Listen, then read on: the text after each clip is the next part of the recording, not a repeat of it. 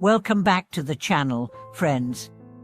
Thank you for choosing to spend this time exploring a truly extraordinary topic with me. Today, we venture into the deep relationship between ancient celestial wisdom and spiritual responsibility, a dimension where the cosmos itself seems to observe and reflect our actions. Our theme is this: what are the 28 constellations in Buddhist cosmology, and how do they relate to karma, virtue, and the spiritual evolution of our lives? How do the stars, beyond being brilliant points in the night sky, actually serve as guardians of morality and witnesses to our journey through samsara? This may sound mythical to some, poetic to others, but today's exploration is not fantasy, it is a gateway to understanding the invisible architecture of moral cause and effect, as preserved in some of the most esoteric Buddhist teachings. Whether you're familiar with astrology, Buddhism, or simply curious about how the universe mirrors the mind, you are in the right place. Let's dive in. In the Buddhist worldview, especially preserved in East Asian traditions, the 28 constellations or lunar mansions are celestial deities or guardian spirits assigned to specific sectors of the sky. Every night, a different guardian presides over earthly matters, but they do more than light the heavens. According to these teachings, they observe, they record, they remember. Imagine that.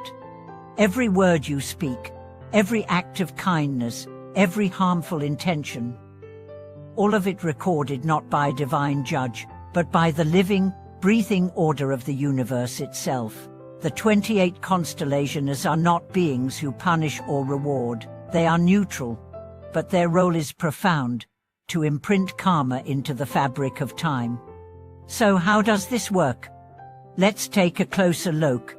The 28 constellations are divided into 4 celestial palaces, corresponding to the 4 directions and the 4 seasons. Each palace is guarded by a mythical creature: the ever-dragon of the east, the vermilion bird of the south, the white tiger of the west, and the black tortoise of the north. Within each palace are 7 constellations, each linked to a specific day, influence, and energetic principle. What do these constellations do? They align with our actions, reflecting their vibrations back into the universe. Every act of generosity radiates light. Every act of harm disturbs the cosmic fabric. This is the deeper meaning behind karma, not just moral bookkeeping, but energetic resonance with the cosmos. We live in a moral universe, not because someone is watching, but because everything is connected. Let's bring this idea down to earth. Have you ever done something kind, helped a stranger, forgave someone, acted selflessly, and felt an inexplicable sense of joy? That is not coincidence. That is cosmic harmony. Your action aligned with the order of the universe. The stars didn't reward you. They simply resonated with you. Now consider the opposite. You lie, you cheat, you act from greed. On the surface, you might get away with it. But internally, you feel a dissonance. Anxiety, confusion, wait. That too is resonance, the universe signaling imbalance. The 28 constellations remind us that we are never truly alone. Every thought, every decision matters. We walk beneath the stars, and in doing so, we write our destiny. But this is not meant to cause fear. On the contrary, it is a call to mindfulness, a call to remember that our smallest acts ripple outward, that even when no one is watching, the universe is bearing witness, not to judge, but to mirror. This concept has real implications for spiritual practice. Many practitioners believe that intense periods of retreat, ritual, or prayer should be aligned with certain constellations. Not because the stars will magically transform you, but because when your practice aligns with cosmic rhythms, it becomes more powerful, more harmonious, more real. But even more than that, this teaching gives us a way to understand karmic justice, not as punishment, but as reflection. You plant a seed, it grows. Not because someone decided it should, but because that is the nature of seeds and soil. Karma is like that. And the 28 constellations are like the celestial gardeners. They do not control your growth, but they keep track of what you've planted. Now let's turn to an even more profound level of this teaching. Self-awareness. When you realize that the universe is watching, not as a god, but as a mirror, you begin to live differently. You pause before speaking harshly. You notice the energy behind your choices. You feel when something is out of alignment. This is not paranoia. This is awakening. In fact, many Buddhist masters have taught that developing this awareness is a kind of celestial consciousness, the ability to perceive not only your own thoughts, but their impact on the entire web of life. When you meditate, you quiet the noise that blocks this perception. When you live ethically, you tune yourself like an instrument. Eventually, you begin to hear the music of the stars, not in sound, but in harmony. And here's the beautiful secret. This is not about astronomy, it's about morality. It's about relationship. The 28 constellations are not distant myths, they are symbols of your own capacity to live in truth. Each one is like a guardian of virtue within you. When you live honestly, you feel protected. When you deceive, you feel exposed.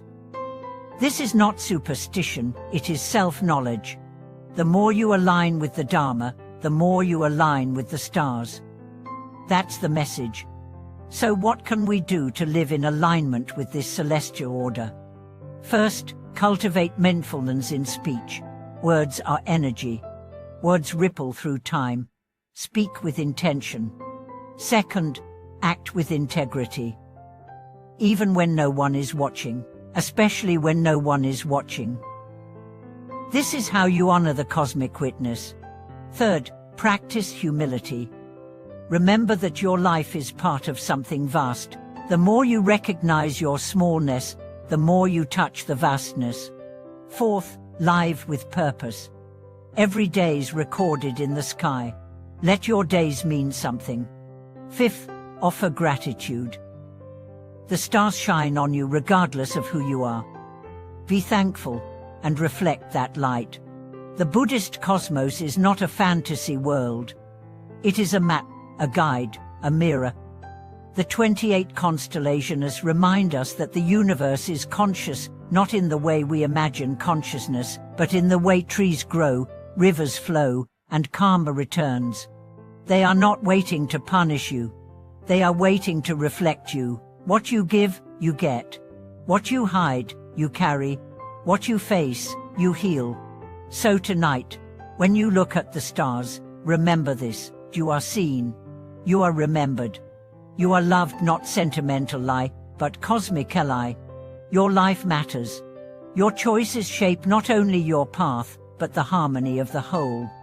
Thank you for watching this video.